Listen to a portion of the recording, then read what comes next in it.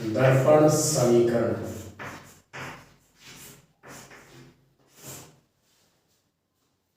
अब दर्पण समीकरण होती क्या है? फोकस दूरी f, वस्तु की दूरी u और प्रतिबिंब की दूरी v, तीन चीज है f u v। इनके अंदर एक रिलेशन होता है 1/f बराबर 1/v या u मान लो, v मान लो, प्लस 1/u।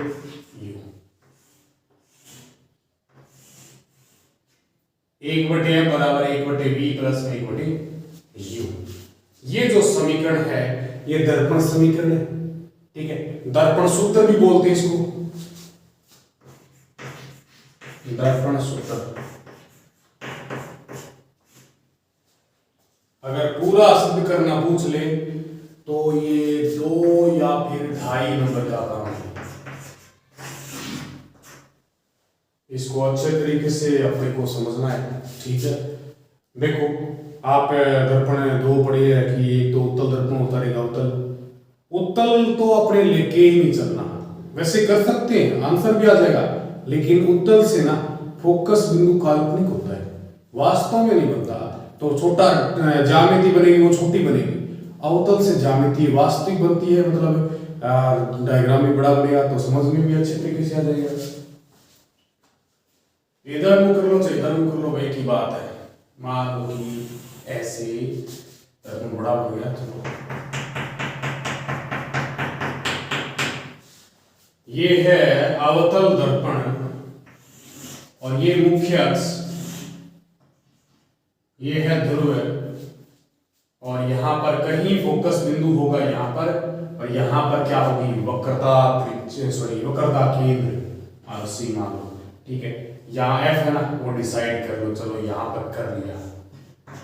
वो किरण के हिसाब से कर लेते, क्योंकि यहाँ पर मेरे पास में मैं तो कोई ऑप्टिक्स बेंच है कि यहाँ यहीं पर फोकस बिंदु होगा, इधर हो सकता है इधर हो सकता है। वो तो प्रकाशिक बेंच का प्रैक्टिकल करते हैं तो उसमें सेट होता है, जहाँ पर 2 लाइटें मिलती दिखाई देती है ना, वहां पर फोकस बिंदु होता है। अब ये तो मैं चौक से बना दिया। अब वस्तु आप कहां पर रखते हो? वस्तु इनफाइनाइट से लेके आप इस P पॉइंट तक रख सकते हो।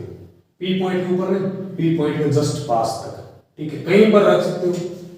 लेकिन अपने को तो दर्पण समीकरण सिद्ध करनी है, तो एक बार नॉर्मल कंडीशन ले लूं मैं।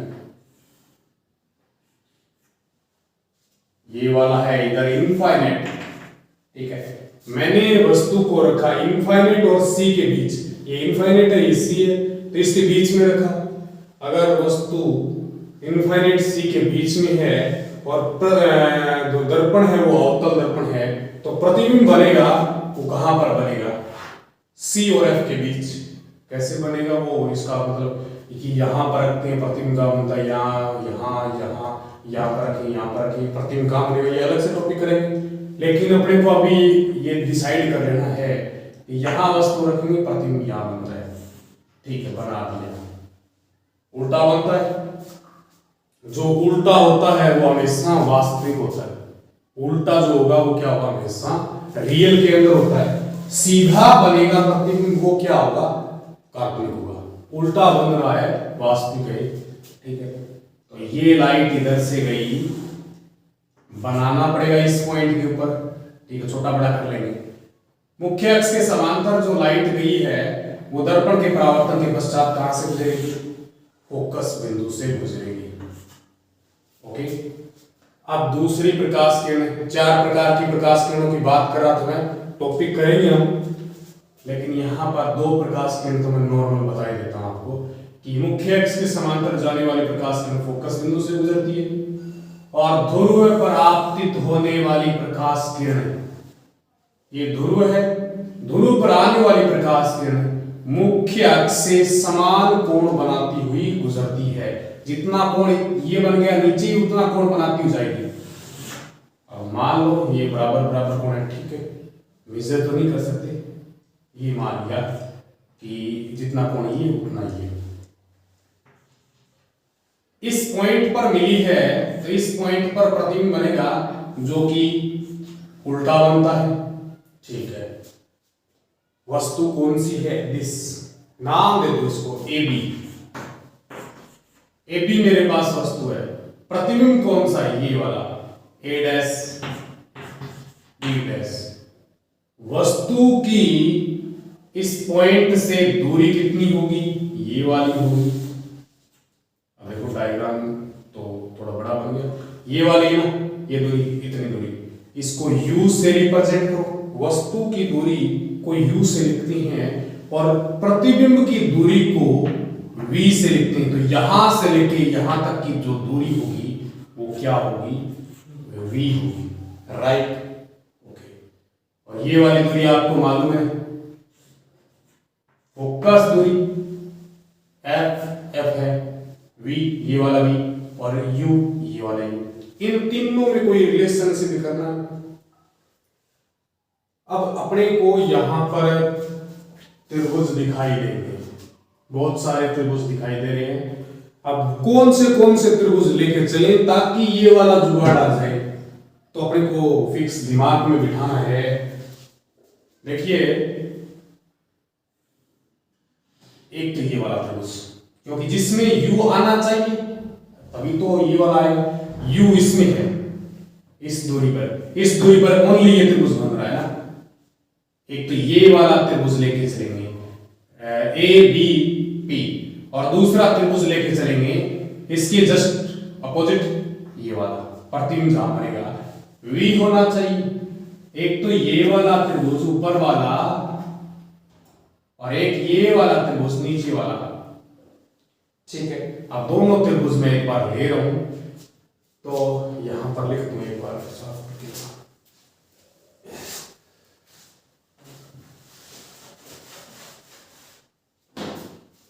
देखिए, त्रिभुज ए बी पी, त्रिभुज ए बी पी में एबीपी के अंदर, सॉरी एबीपी वह त्रिभुज, दूसरा ए डैश बी डैश पी, ए डैश बी डैश पी में दो त्रिभुज है मेरे पास, एक ऊपर वाला एक नीचे वाला।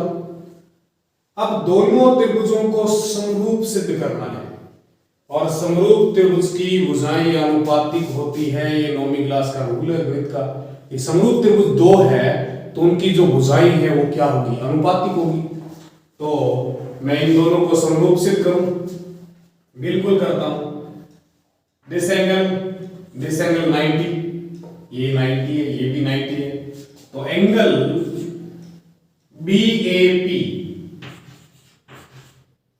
BAP बराबर B dash A dash P, B dash A dash P बराबर 90 डिग्री। एक तो बात दोनों में कॉमन ये है, और भी कोई कॉमन होगी बिल्कुल। ये थोड़ी बार पहले बोला था मैंने कि मुख्य अक्ष से समान कोण बनाती हो जाती है। अगर वैसे अगर नहीं मालूम तो भी बता सकते हैं। ये मिरर है, तो ये आपतित प्रकाश किरण, ये परावर्तित प्रकाश किरण, ये अभिलंब, तो ये आपतन कोण, ये परावर्तन कोण, दोनों के दोनों बराबर होते हैं। आपतन कोण का मान परावर्तन के बराबर होता है। तो मैं ये लिख सकता हूं BPA एंगल BPA बराबर angle B dash P A dash, P dash P A dash. अब कैसे बराबर है ये बता सकता हूं, परावर्तन के दूसरे नियम से, सेकंड नियम से। और किसके? परावर्तन के, ठीक है। एक बात बताओ मेरे को कि ये लाइन आपको दिखाई दे रही है इसमें, ओके। ये वाला आपने कर दिया, दो चीज बराबर हो गई। एक तो ये वाला कोण बराबर हो गया, और एक ये दोनों कोण आपस में बराबर हो गए। अगर किसी भी त्रिभुज के अंदर दो चीजें बराबर हो जाती है, जैसे यहाँ पर कोण कोण समरूपता लगा सकता हूँ। एक नियम है कोण कोण समरूपता से ये दोनों त्रिभुज समरूप है, और समरूप त्रिभुजों की भुजाएं अनुपातिक होगी। अतः दिस त्रिभुज ए बी पी समरूप है किसके? त्रिभुज A dash B dash P के। और समरूप त्रिभुजों की भुजाएं अनुपाती करें। खड़ी भुजा के अनुपात में कर दो, पड़ी भुजा के अनुपात में कर दो, और तिरछी भुजा के अनुपात में कर दो, क्योंकि यहाँ पर तो इस तरीके की ज्यामिति बना रखी है। तो ये वाली जो खड़ी भुजा है इसके अनुपात में ये पड़ी भुजा है इस त्रिभुज की, तो इस त्रिभुज की पड़ी भुजा, इस त्रिभुज की तिरछी भुजा का योगदान नहीं है, फिर बता रहा हूं आपको। ये तिरछी भुजा तो इस त्रिभुज की तिरछी भुजा ये वाली होगी, ठीक है। तो मैं ये लिखूं ए बी बटा में इस त्रिभुज की खड़ी भुजा और इस त्रिभुज की ए डैश बी डैश बराबर, और बड़ी भुजा इस त्रिभुज की बड़े वाले की ए पी और छोटे वाले की a dash p, a p divide by a dash p, right. This is equation number first. अब ये तो एक नंबर होगी, ये a dash b a b बटा a dash B dash. A b क्या है? वस्तु की ऊंचाई। ए डैश बी डैश क्या है? ये प्रतिबिंब की ऊंचाई। इन दोनों को है ना, दोनों का अनुपात में ये लिख सकता हूं ए पी यू के मतलब बराबर आएगा, कुछ लिखेंगे या एक बार में लिखेंगे बाद में लिखेंगे, यू के बराबर आ जाए ए डैश पी ये वाली दूरी v के बराबर है ना। मतलब ये कुछ जुगाड़ जच चुका है। अब दूसरा कुछ लेके आते हैं। uv तो आ चुका है, f का कोई स्टेप लेके आए। f ये वाला है, तो इसमें कोई त्रिभुज बना है तो ये वाला ही बना है। अब ये गोलाई दिखाई दे रही है तो आप सीधा मान सकते हो इसको, ठीक है, त्रिभुज मान सकते हो कि दर्पण छोटा हुआ तो सीधा ही होगा, त्रिभुज छोटा बन गया, लेकिन ज्यामिति बड़ी बना रखी मैंने। एक तो त्रिभुज ये वाला और एक इसके जस्ट सामने वाला ये वाला दिखाई दे रहे हैं दोनों त्रिभुज। त्रिभुज A dash f b dash, वह त्रिभुज एफ, इसको नाम देता हूं मैं, ये एम दे दिया, नीचे एन नाम दे दिया, तो ये वाला एफ एम टी। त्रिभुज A dash B dash F, A dash B dash F पर वह दूसरा त्रिभुज एफ पी एम, त्रिभुज एफ पी एम में।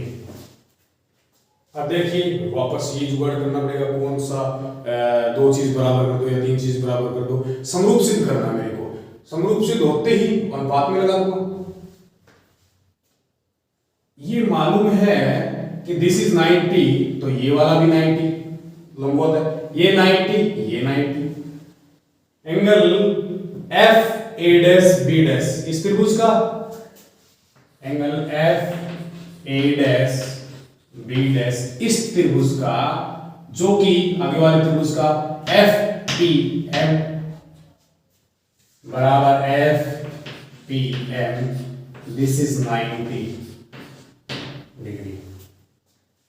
दूसरा देखो, ये वाला कोण इस त्रिभुज का, ये वाला कोण आगे वाले त्रिभुज का शीर्षाभिमुख कोण होता है, तो छठी क्लास में पढ़ा, ये वाला बराबर होता है। तो angle a dash f b dash, angle a dash f b dash बराबर इस वाले का ये वाला p f m, p f m शीर्षाभिमुख कोण, शीर्षाभिमुख कोण। ओके, दो चीजें बराबर हो गई तो एंगल समरूपता या आरएचएस रूल होता है, ठीक है। कोण समरूपता से, यहां पर नहीं लिखा, यहां पर भी नाम लिख सकते थे, कोण समरूपता से। तो दिस त्रिभुज और दिस त्रिभुज वो है समरूप, तो त्रिभुज A dash B dash F समरूप है त्रिभुज एफ पी एम, ठीक है। अच्छा, अब क्या करते हैं, समरूप त्रिभुजों की भुजा अनुपात में करते हैं। खड़ी भुजा के अनुपात में, पड़ी भुजा के अनुपात में, और जरूरत पड़ती है क्योंकि न्यूमेरिकल में जरूरत पड़ जाती है तिरछी भुजा के अनुपात में। हाँ, एक बात ये दिमाग में रखनी है कि पहले जिस त्रिभुज को ले रहे हो ना उस त्रिभुज को ही लेना है, फिर दूसरा त्रिभुज अलग से। जैसे मैंने ये लिखा a डैश b डैश, इस त्रिभुज का लिखा, फिर MP लिख दिया बटा में। आगे वाले में ऐसे मत कर देना कि FP बटा में a डैश f, नहीं। जिस क्रम में पहले लिया था त्रिभुज, मतलब पहले इसको लिया उसके बाद में इसको, फिर दूसरी कंडीशन में भी इसको पहले लेना इसको बाद में लेना, ठीक है।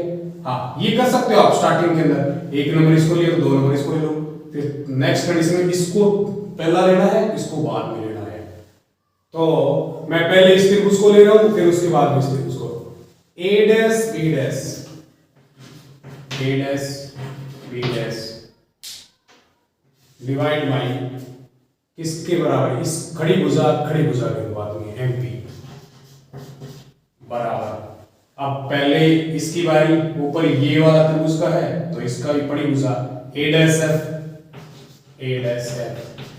अब सेकंड त्रिभुज की बारी FB।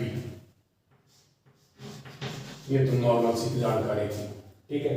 अच्छा, समीकरण नंबर 2 मान लो इसको।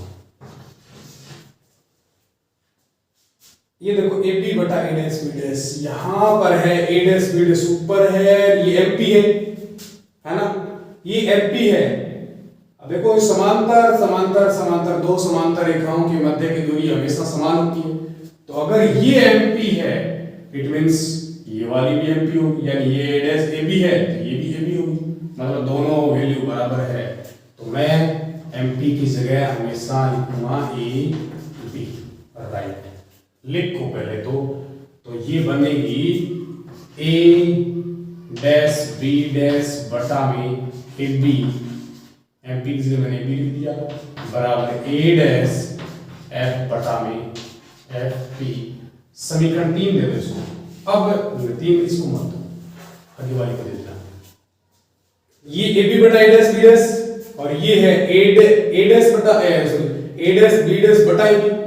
इसको पलट दो, पहले पलटेंगे तो AB ऊपर आ गया, नीचे a डैश b डैश बराबर FP बटा में a डैश।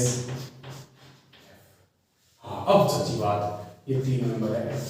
अब AB बटा a डैश b डैश, ये भी AB बटा a डैश b डैश बराबर रख सकते हैं।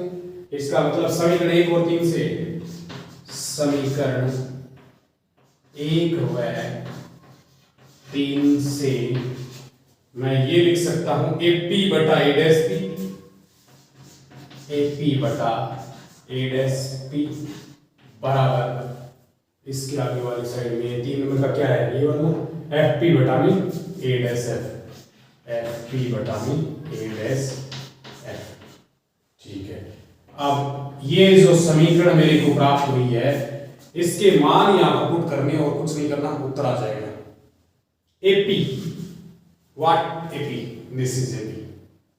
U, अब साथ में चिन्ह परिपाटी भी लगा देंगे, ठीक है। मैं पहले AP की वैल्यू अलग से ज्ञात कर लेता हूं।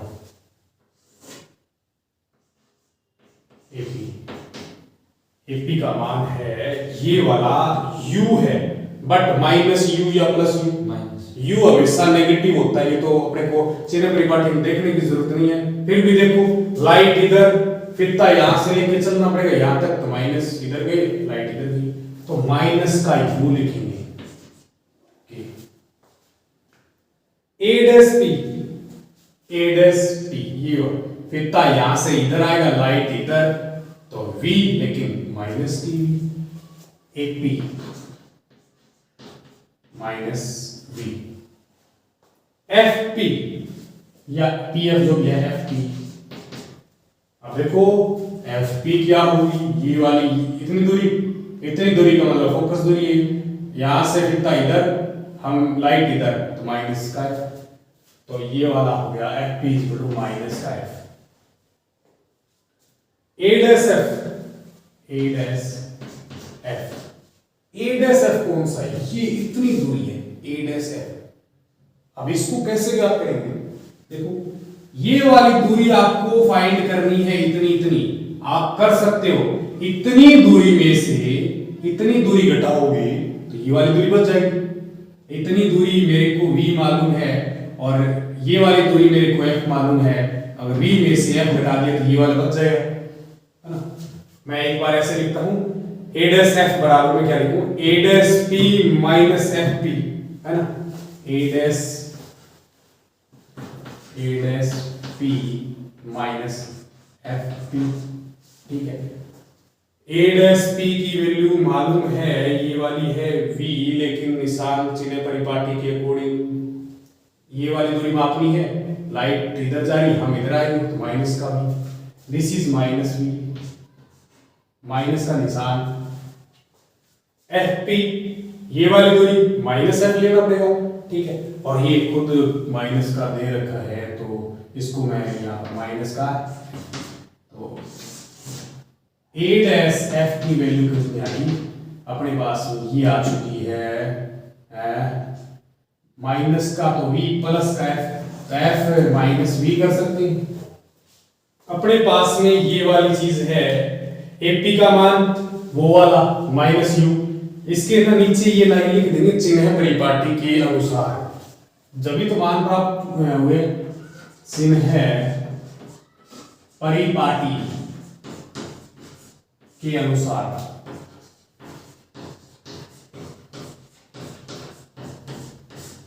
अब सारे मान मैं पुट करूं, AP का मान मेरे पास में है माइनस का u, तो minus u, a dash p का मान है माइनस v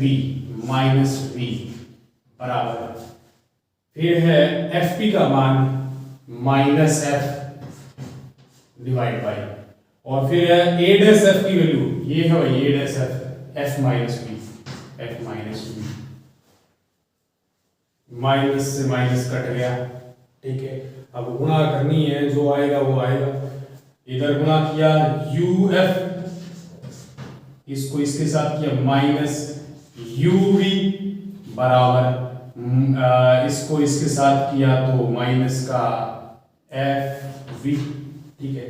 माइनस माइनस वाले, चलो ये वाला ना, ये इस तरह की कुछ समीकरण आ चुकी है। अपने को तो ये वाला चाहिए, f चाहिए, 1/f बराबर 1/v प्लस 1/u, ऐसा कुछ बना नहीं है। तो एक काम करो, u v f का भाग लगा दो दोनों साइड, u v f का भाग लगाने पर,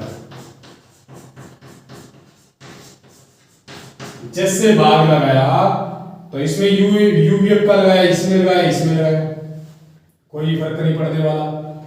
uf बटा में uvf माइनस uv जो भी है बटा में uvf बराबर माइनस fv uvf, ठीक है। u से u कैंसिल हो गया, f से f कैंसिल हो गया, तो केवल v बचा, है ना। uv से uv कैंसिल हो गया और यहाँ पर v बच गए, यहाँ पर f बचा दिया, और f से f है और v से v, यानी केवल u बचा। तो जो बचा है ना उसको सही लिखता हूं मैं, ऊपर कुछ नहीं बचा, 1 नीचे v, तो 1/v माइनस माइनस, यहां पर 1 बचा, यहां पर f बचा, तो 1/f बराबर, यहां पर 1 बचा, निशान माइनस का है, ठीक है, -1 बच गया, -1 लिख दिया, डिवाइड बाई, यहां पर केवल u बचा है, u बचा है। अब देख लो u और v साथ साथ में होने चाहिए और f अलग साइड में होना चाहिए, तो f को तो इधर ले जाओ और u को इधर ले आओ, बिल्कुल ये इधर आके प्लस हो जाएगी, इधर जाके प्लस हो जाएगा, तो 1/v इधर आया, ये प्लस में, 1/u, 1/2 ये इधर जाके प्लस में होगा। यही है दर्पण समीकरण या दर्पण सूत्र। समझ में आई? मतलब थोड़ा सा है लेंथी, लेकिन हम आराम से कर सकते हैं अगर सिस्टमेटिक ढंग से मालूम है। गड़बड़ी कहाँ होती है यहाँ, इसके बारे में तो कुछ होता नहीं है, कैलकुलेशन आई है, लेकिन सबसे पहले ये जो समीकरण बनाते हैं ना, रटते हैं, रटना नहीं है अपने को, एक ये समीकरण बनाई और एक यहाँ पर ये समीकरण बनाई, एक और दो। इसको लोग रटते हैं, रटना नहीं, अपने को क्या करना है, समझना है कि ये दो त्रिभुज लिए है तो समरूप सिद्ध करना है। समरूप त्रिभुजों की भुजाएं अनुपातिक है, अनुपातिक फिर क्या, अनुपात वाला तरीका समझ में नहीं आता कि ये इसके बटा में ये करें या ये करें, तो सीधा तरीका खड़ी भुजा के अनुपात में, बड़ी भुजा के अनुपात में, और तिरछी भुजा चाहिए तो तिरछी भुजा के अनुपात में। एक ये समीकरण आ जाएगी और एक ये समीकरण आ जाएगी, फिर थोड़ी सी कैलकुलेशन करनी है, तो नोट करो इसको। नेक्स्ट पॉइंट अपना परावर्तन के लिए आवश्यक प्रकाश किरणें। परावर्तन के लिए आवश्यक प्रकाश किरण।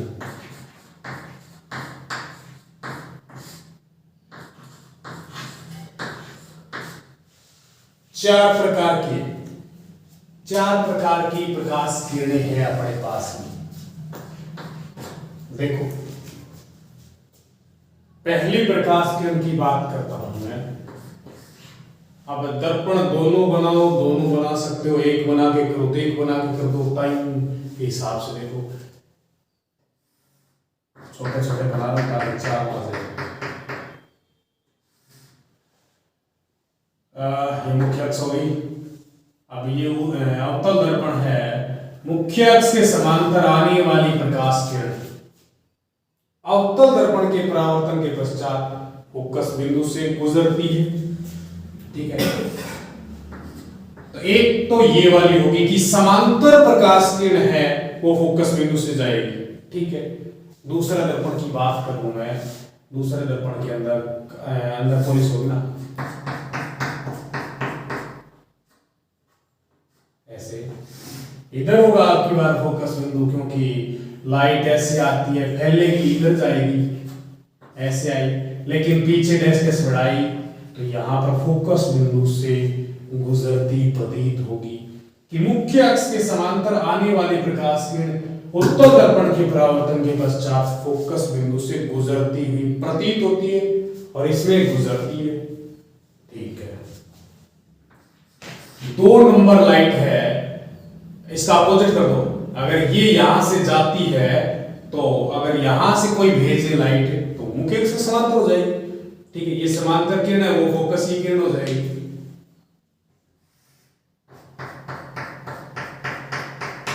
ये वाली मुख्य अक्ष मान लो, तो ये वाला फोकस बिंदु है, ऊपर से भेज दो चाहे नीचे से भेज दो, गुजारना फोकस बिंदु से है। फोकस बिंदु से गुजरने वाली लाइट जो है वो अवतल दर्पण के परावर्तन के पश्चात मुख्य अक्ष के समांतर हो जाएगी। ठीक है, जैसे अब की बार तीर का निशान चेंज कर दो उल्टा,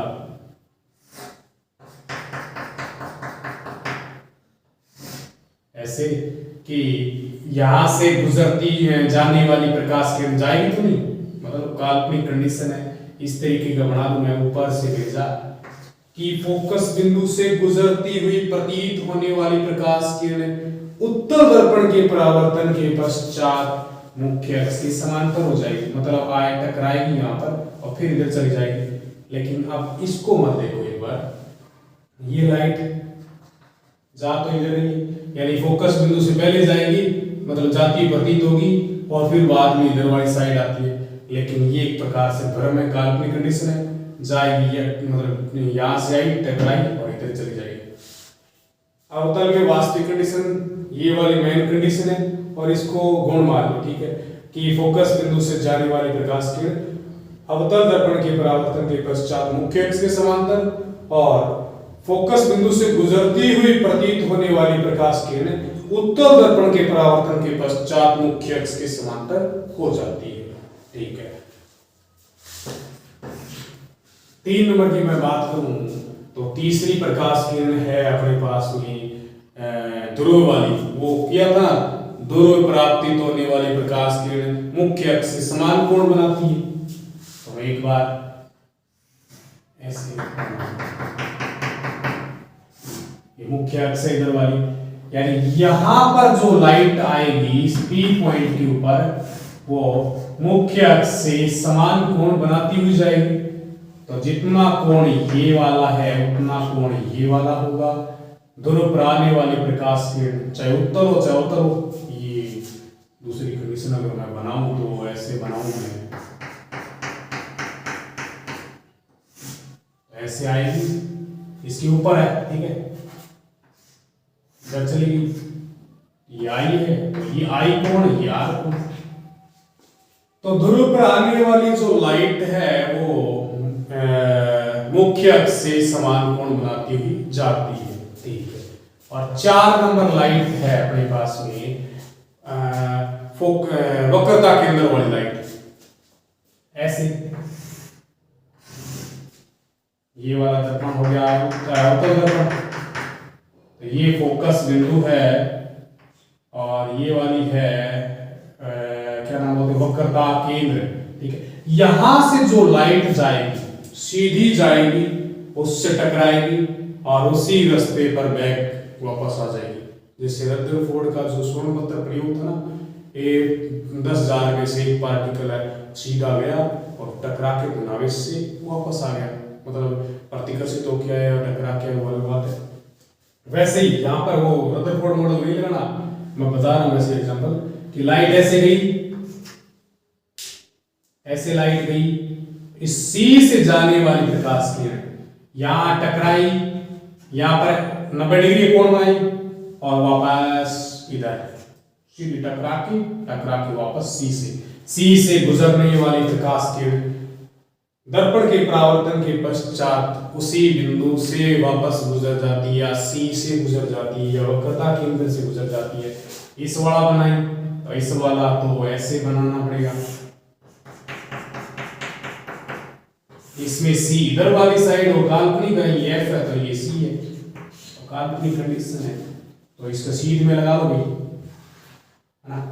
ये ऐसे टकराई, थोड़ा बड़ा बना दो, ऐसे टकराई, इसके ऊपर टकरा के इससे 90 डिग्री कोण बना के वापस चली जाएगी, लेकिन लगेगा अपने को क्या C से जाने वाली प्रकाश किरण वापस उसी पथ में वापस चली जाती है या 180 डिग्री के पथ पर विचलित होती है। देखो ये ऐसे है, ऐसे गई, ऐसे गई, मतलब पहले ऐसे आई उसके बाद में ऐसे, तो मतलब पथ क्या होगा, एक इधर जा रहा है एक इधर जा रहा है, 180 डिग्री, ठीक है। या फिर ऐसे कह सकते हैं दर्पण से 90 डिग्री पर विचलित होती है, ये दर्पण है तो 90 डिग्री पर विचलित मतलब जहां से आई वैसे वैसे चली गई, ठीक है। C से जाने वाली C से गुजरेगी, P के ऊपर आएगी वो मुख्य अक्ष से समान कोण बनाएगी, F से जाएगी वो मुख्य अक्ष से समांतर हो जाएगी और मुख्य अक्ष के समांतर जाने वाली प्रकाश किरण वो कहां से गुजर जाएगी, फोकस बिंदु से। तो अपने पास में 4 लाइट है, तो ये हेडिंग डाल दो आप,